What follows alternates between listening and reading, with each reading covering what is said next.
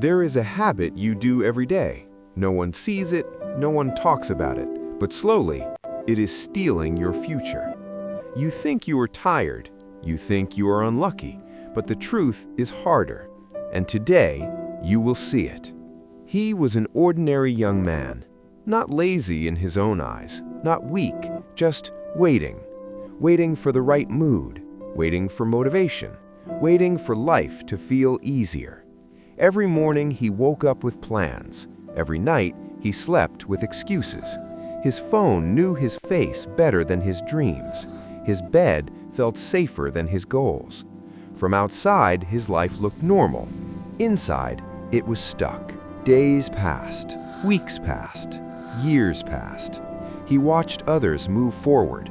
New jobs, new confidence, new lives. And every time, his heart felt heavy. At night, his mind became loud. Too many thoughts, too many what-ifs. What if I fail? What if I try and look stupid? What if I am not enough? So he did nothing, and that nothing became his habit. One evening, the power went out. No phone, no light, no noise, just silence. He sat near the window, staring at the dark road outside.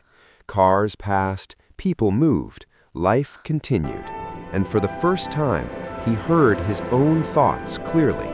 Not fear, not laziness, avoidance. He realized something painful. He wasn't failing because he tried. He was failing because he kept postponing life. That night, he didn't feel inspired. He felt exposed. He understood the silent habit. Not sleeping late, not scrolling, not being lazy. The habit was waiting for comfort before action. He always waited to feel ready, but readiness never came, so he made a small decision. Not a big promise, not a life plan, just one action, even while feeling uncomfortable. The next day, he acted before thinking too much. The fear was still there, the doubt was still there, but something changed.